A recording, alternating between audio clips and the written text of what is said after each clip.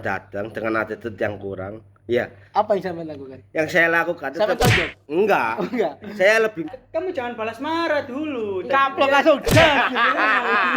asik, asik. Jangan marah.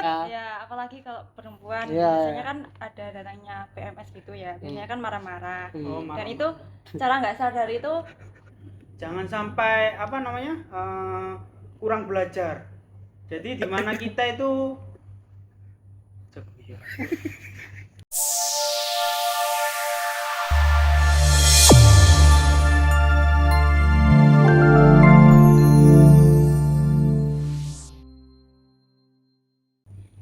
Oke, kembali lagi di acara Semanggi University. Alhamdulillah di pagi hari ini kita bertemu lagi dalam acara podcast Beda Buku. Saya Septian selaku pembawa acara di sini. Kali ini saya tidak sendirian, saya akan didampingi oleh orang-orang yang gokil dari Konsep Surabaya Timur.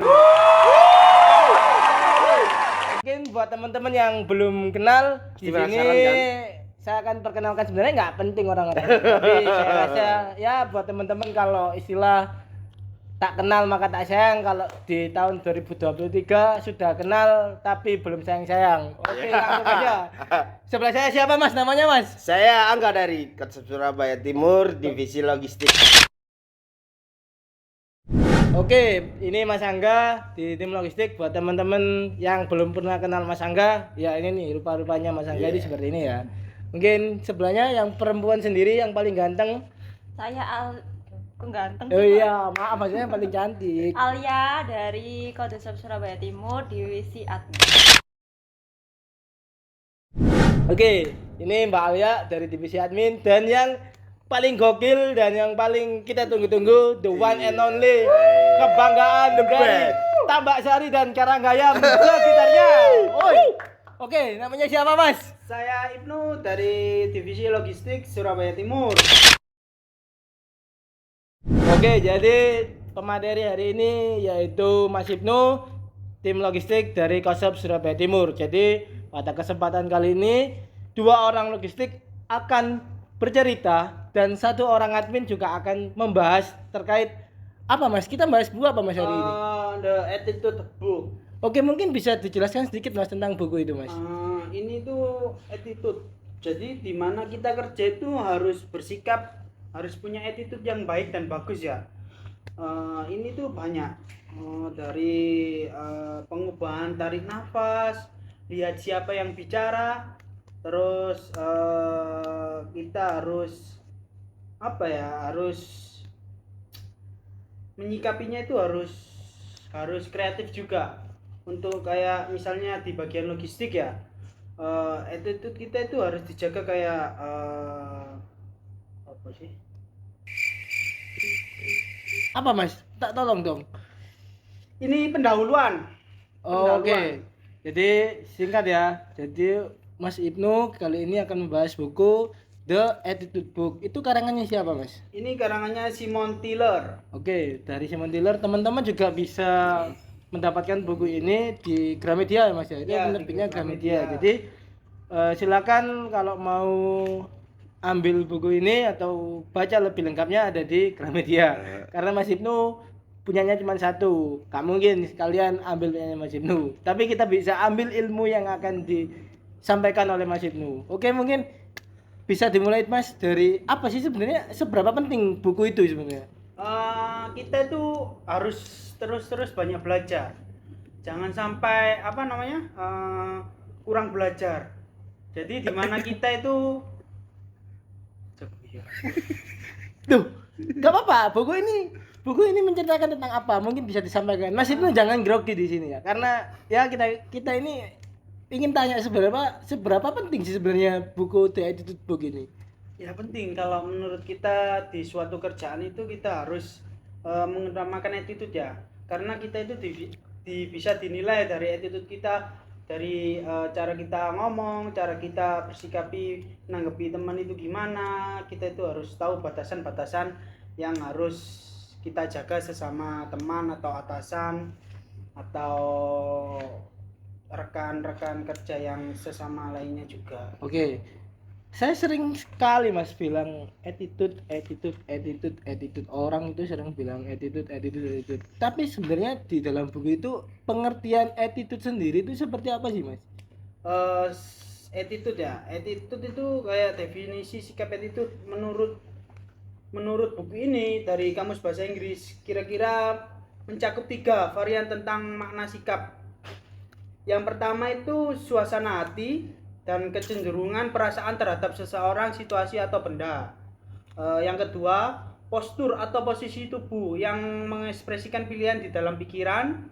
Dan yang ketiga itu sikap pesawat terbang yang dinyatakan dengan kemiringan pada 3 sumbu utamanya, relatif, hadap tanah, dan arah angin. Jadi ini tuh kayak kita itu harus seimbang gitu loh. Maksudnya seimbang apa, kita bicara sesama kayak teman itu kita itu harus menyimbangi gimana apa alurnya ceritanya itu, gimana kita itu harus ngimbangi itu juga. Oke, berarti dari buku itu menjelaskan bahwa pada dasarnya attitude itu mencakup tiga hal Mas Iya, ya. 3 hal. Yang pertama tadi sikap, Sikap, yang kedua postur tubuh, sama yang ketiga arah angin. enggak, arah itu kayak kita ya harus bisa mengimbangi. Oh gitu. Oke, nah jadi oke, dari pengalamannya Mas Ibnu sendiri. Oke, sebelum ke Mas Ibnu, sorry. Ada 2 orang yang dari tadi diem aja. Mungkin dari Mbak Alia ya namanya tadi. Mungkin bisa apa sih sebenarnya kalau pengertiannya dari Mbak Alia sendiri? Attitude itu apa?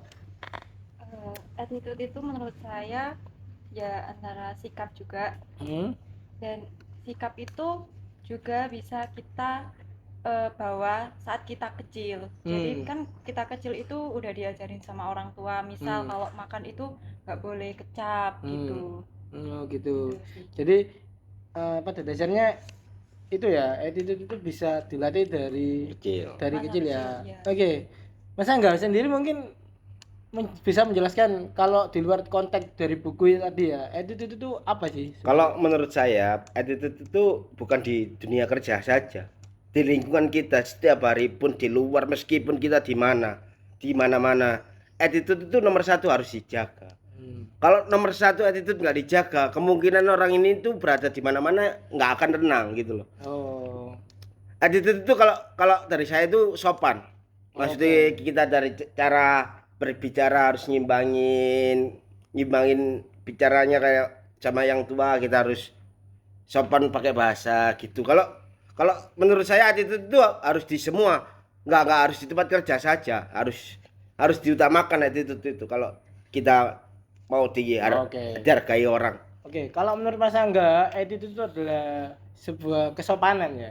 Jadi sebuah kesopanan yang harus dijaga dimanapun kita berada, entah itu dari lingkungan kita tempat tinggal, kerja, maupun intinya di mana bumi dipijak, di situ langit dijunjung.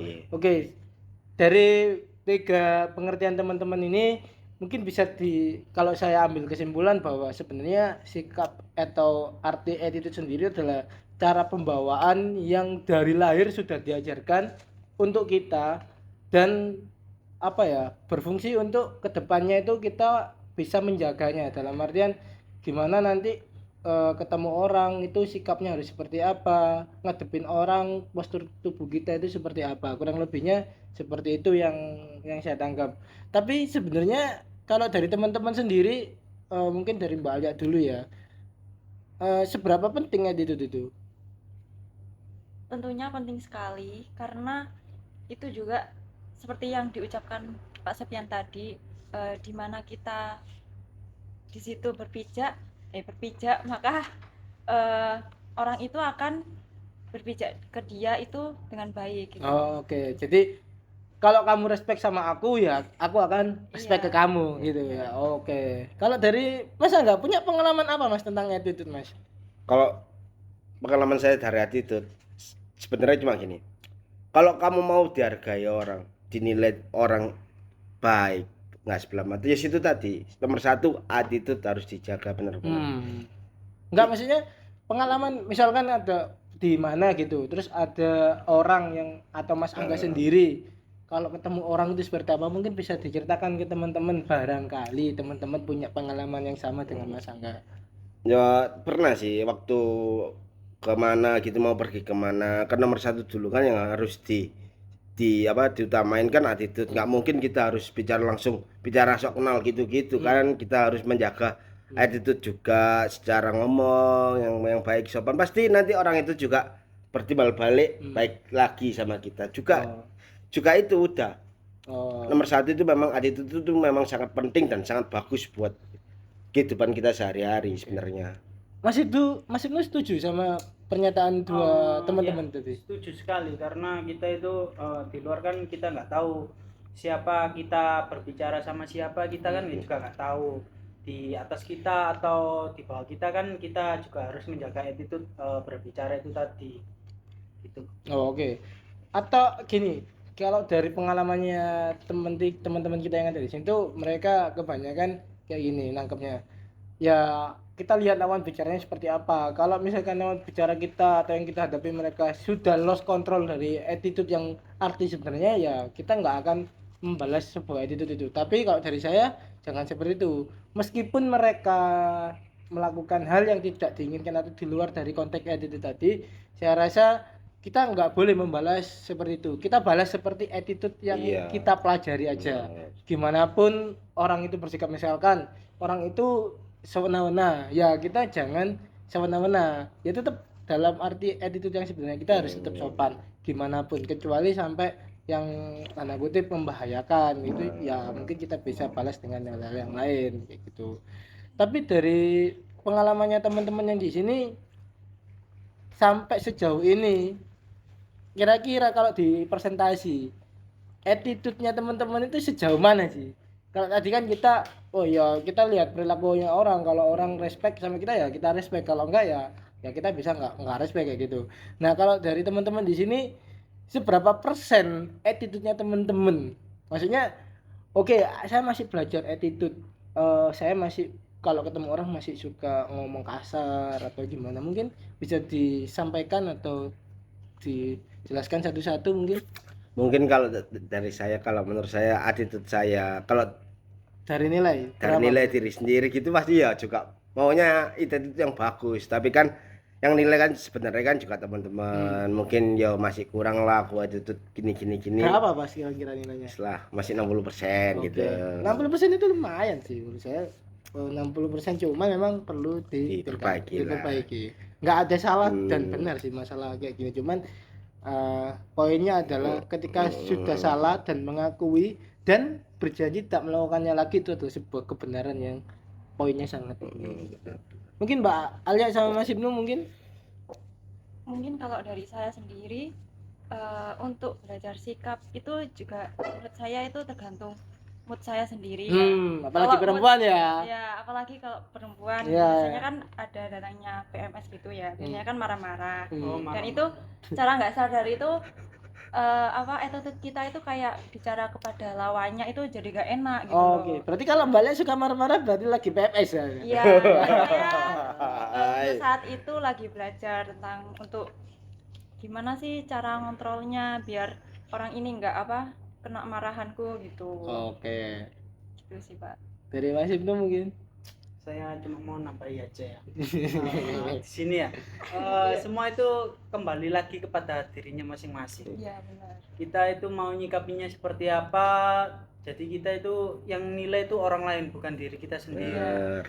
Tapi seenggaknya kita itu mau belajar terus-terusan gimana attitude kita itu biar bagus di mata orang lain atau di diri kita sendiri. Jadi kita itu harus banyak-banyak belajar lagi kepada orang lain, ke teman-teman sekitar kita itu tadi. Oke. Nice. Tapi pernah punya pengalaman seperti ini enggak? Ada orang datang, attitude-nya itu sangat kasar ke kita. Terus apa yang kalian lakukan? Ya benar sih Mas, kalau kita banyak orang ada orang datang dengan attitude yang kurang, ya Apa yang sampean lakukan? yang saya lakukan Sampai tetap tonjok? enggak, Oh, enggak. saya maksudnya lebih membawai dari omongan itu. Kita pakai attitude yang baik kita gitu loh, biar yakin. Jujur nih. Jujur lah, biar nggak terbawa, kita nggak terbawa di luar bapak itu maksudnya Oh. dari bapak emosi itu tadi gitu. Oke, kalau dari Mas Angga katanya kita tetap harus pakai edit yang baik ya. Tapi saya rasa saya kenal sudah lama kenal Mas Angga. Ya nggak tahu, mungkin saya nggak tahu. Ya nggak tahu. Ya. Banyak mungkin punya pengalaman yang gimana gitu ya. Kita apalagi perempuan ya. Ketemu orang PMS perempuan. PMS juga. Udah. Jejar ini gimana jujur ini? ya kalau untuk itu ya tentu saya lawan juga. Tapi kalau itu dalam artian orang yang dikenal gitu. Kalau orang yang nggak kenal ya saya mungkin bisa menjaga sikap untuk melawannya juga. Gitu. Jadi kalau kenal nggak apa-apa ya? Ya, nggak Ngelawan nggak apa-apa ya kalau kenal? Iya, ngelawan nggak apa-apa. Kalau dilawan balik gitu ya nggak apa-apa. Iya nggak apa-apa. Oke. Ya, Kak Masim tuh mungkin mau menambahi yang terkait hal ini. Gak ada sih Pak, cuma sama aja kan kita itu harus lihat dulu kita bicaranya sama siapa dulu. Mungkin aku bisa kasih tips supaya biar kan saya kalau ditanyain sama orang yang sama-sama marah kan aku juga ngelawan. Nah, itu mungkin bisa diberikan tips untuk menyikapinya biar nggak melawan gitu. Ya, gimana? mungkin Cocok bisa ini. bisa Cocok ini di-share. Mas Ibnu. Mungkin dari Nah, Bapak. cocok ini Mas Ibnu. kalau Kasih tip itu Mas Ibnu. tipsnya gini aja, kalau misalnya dia marah ya, Ya. kamu jangan balas marah dulu. Kaplok Dia- langsung gas. Kasih. Jangan marah dulu, kasih penjelasannya yang baik Iya, gitu. Jadi bener. satunya marah, satunya kasih penjelasan yang baik. Jadi biar nggak sama-sama marah. Jadi kita itu nanti jadinya searah. Jadi dia yang marah, kita yang ngasih penjelasan biar dia tahu kesalahannya dia itu apa gitu loh. Nah, jadi kan sama-sama enak nantinya gitu. Kalau dia tetap ngeyel gimana? Kaplok. Samaan. Enggak. Oke, dari Mas Angga mungkin ada Mbak Ayat tadi minta saran katanya biar kalau ketemu Kalau saran dari saya, kalau biar attitude-nya tetap dijaga. Mungkin kalau ada customer biasanya, Pak ini kok packingannya gini-gini marah-marah gimana? Nah, kalau kita salah memang kita akui salah gitu. Ya, terus kalau kita menghadapi Kalau orang yang ini- sedang marah, intinya jangan mengikuti lah. Nanti nggak bakalan ketemu kalau kita sama-sama marah gitu loh. Kita harus bisa Iya benar. mengikuti alurnya juga. Iya. Kita harus bisa mengikuti alurnya. Kalau kita orangnya marah, Mbak Alia ngomongnya santai, pasti nanti orang ini juga ngikutin gitu loh. Kalau tetap memang orang ini tetap marah, nggak bisa dikontrol lagi, apalagi Gini-gini ya, akhirnya ikut marah-marahan juga weh. Gini-gini apa, Mas? Campro bukan campro. Kalau dari saya, saran dari saya itu aja sih, Pak. Kamu nggak tanya aku? Saya tadi udah nyebutin bapak-bapak ini. Kamu nanya. Kamu udah iya. Udah ya. Oke ya, mungkin kalau dari aku gini Mbak ya. Sebenarnya attitude itu attitude kalau pengertianku ya, attitude sama dengan watak ya. Jadi watuk bisa diperbaiki, watak yang bisa diperbaiki. Jadi watak ini bawaan dari lahir. Iya benar. Kalau memang bawaan lahir kita temperamen misalnya dalam arti pemarah, ya semakin bertambahnya usia harusnya bukan tambah menjadi seorang lebih pemarah, tapi memperbaiki yang itu tadi. Yang pertama caranya perbaiki kata-katanya, kosakata itu diperbanyak. Yang kedua dari perilaku, terus body language juga bisa. Misalkan kadang itu terus yang paling penting itu intonasi.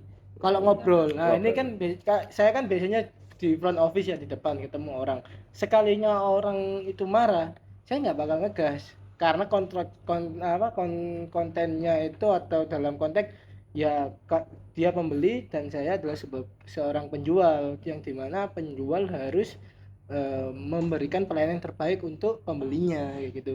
Meskipun dia komplain atau gimana ya, saya tetap bukan rendah diri ya, tapi tetap rendah dalam artian ya diambil bawahnya aja biar dia nggak semakin emosi. Iya. Sebenarnya dalam hati kayak gitu, cuman kita kan konteksnya ingin memberikan pelayanan terbaik. Jadi intonasi ini yang sangat fatal biasanya. Kadang kita ngomong ini, kita coba nih ngomong, woi, kalau woi ente beda nih, gitu. Nah, seperti itu. Kadang kalau teks WA ya, kalau WA nih biasanya kan sekarang kan udah kayak usumnya WA kayak gitu. Kalau WA kan beda sedikit caps lock sih aja. Udah dikira marah, padahal ya caps lock kepencet kayak gitu. Nah, makanya kalau dari saya sih empatati ya. Jadi yang paling utama adalah intonasi.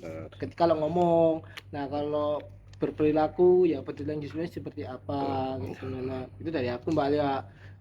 Kalau masalah pemarah nggak marah ya sebenarnya hal manusia sih sebenarnya, lumrah. Ada quotes bagus seperti ini, saya ini adalah orang yang pendosa tapi saya berusaha untuk tidak melakukan sebuah dosa. Nah, kurang lebihnya seperti itu. Sama kayak saya adalah orang yang attitude-nya kurang bagus, saya harus berperilaku attitude yang bagus. Jadi kayak gitu, apa yang jelek ya harus diperbaiki. Namanya manusia, tidak ada yang sempurna. Oke, Mas Ibnu ada tambahan terkait hal ini? Nggak ada sih Pak, ini aja. Oke, untuk closing hari ini ya mungkin bisa dirangkum terkait bedah buku yang dibahas ini terkait attitude itu Mas. Itu tadi yang saya rangkum itu kita harus menjaga sikap kita di mana kita berpijak itu tadi, dan gimana kita itu menyikapi orangnya itu seperti apa, dan kita itu harus tahu lawannya itu seperti apa juga gitu sih. Oke, jadi yang dibahas Mas Ibnu kali ini adalah sebuah attitude adalah sangat penting atau yang sangat vital, yang dimana ini akan menyangkut ke apa ya, sebuah tindakan selanjutnya, dalam artian kayak ya attitude ku api yo mungkin pasti bakal api, tapi lek attitude elek mungkin pasti bakal elek. Ya transkripnya ada di bawah sini, mungkin nanti teman-teman yang lihat ini dari di luar Jawa nggak tahu baca Jawa, nanti ada transkripnya ya di bawah. Ya, itu mungkin dari Mas Angga, apa yang bisa diambil dari pembahasan kali ini? Yang saya ambil dari pembahasan ini itu memang cukup bagus sekali tentang attitude ini Mas Ibnu. Yes, itu tadi dimanapun kita berada, yang nomor satu itu cuma attitude.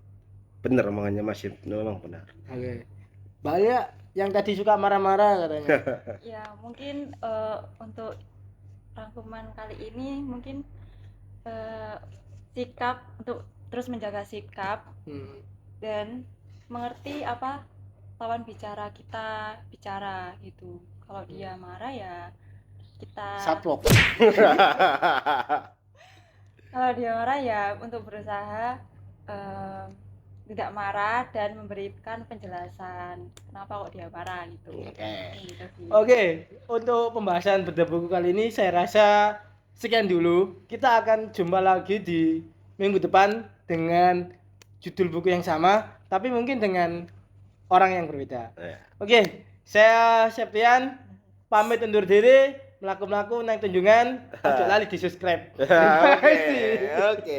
Jangan lupa subscribe. Oke, terima kasih. Yo, terima kasih.